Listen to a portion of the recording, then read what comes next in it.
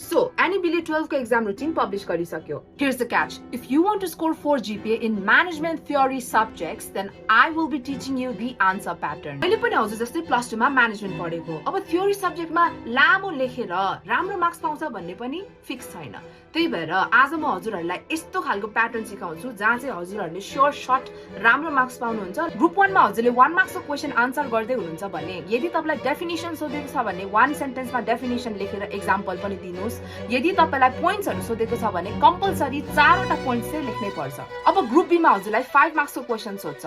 Question answer गर्दाखेरि फर्स्टमा के सोधेको छ, डेफिनिसन सोधेको छ भने 1 सेन्टेन्स डेफिनिसन, त्यसपछि तपाईलाई एडभान्टेज डिसएडभान्टेज एक्सप्लेन गर भनेको छ भने 5 मार्क्स को लागि 5 वटा पोइन्ट चाहिँ लेख्नु पर्ने हुन्छ क्या. 5 वटा तपाईले पोइन्ट्स को चाहिँ फर्स्टमा डायग्राम बनाउनुस्.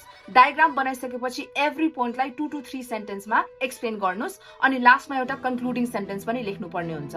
अब तपाईले ग्रुप सी मा आन्सर गर्दाखेरि लङ क्वेशन आन्सर हुन्छ, पक्कै पनि 8 मार्क्स को हुन्छ.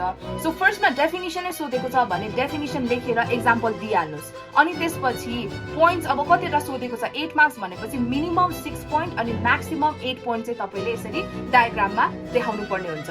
अनि त्यसपछि पोइन्ट लेखेर त्यसलाई एक्सप्लेन गर्नुपर्ने हुन्छ. तपाईले 3 to 4 सेन्टेन्सेसमा एक्सप्लेन गर्नुस् है. एक्सप्लेन गर्दै गर्दै गएपछि लास्टमा एउटा कन्क्लुडिङ सेन्टेन्स पनि चाहिन्छ. थ्योरी सब्जेक्ट भनेपछि हामीले मजाले एक्सप्लेन त गर्नै पर्छ, तर टाइम कसरी म्यानेज गर्ने भन्दाखेरि सुरुमा हजुरले ओल्ड इज गोल्डबाट अहिलेदेखि नै टाइमर राखेर प्र्याक्टिस गर्न थाल्नुहोस्. अब अर्को प्रो टिप भनेको चाहिँ एक्जाम टाइममा तपाईले ग्रुप ए, ग्रुप बी र ग्रुप सी लाई सल्भ गर्दै हुनुहुन्छ भने ग्रुप ए लाई सकेसम्म 11 वटा क्वेशन छ भनेपछि तपाईले 15 मिनेट्स भित्र त सकाइहाल्नु पर्यो नि त त्यसलाई. त्यही भएर टाइम इज भेरी इम्पोर्टेन्ट. एक्जामको बेला घडी लगेर जानु होला कि त घडी हेरेर सबै एन्सर्सहरु सल्भ गर्नु होला है. अब मैले म्यानेजमेन्टको थ्योरी सब्जेक्ट भनेको इकोनोमिक्स, बिजनेस स्टडिज अनि मार्केटिङलाई फोकस गरेको छु. यो सबै सब्जेक्टमा तपाईले इकोनोमिक्सलाई मात्रै लिएर हेर्ने हो भने त्यसमा तपाईको फिगर चाहिन्छ, तपाईको टेबल चाहिन्छ, डायग्राम पनि चाहिन्छ.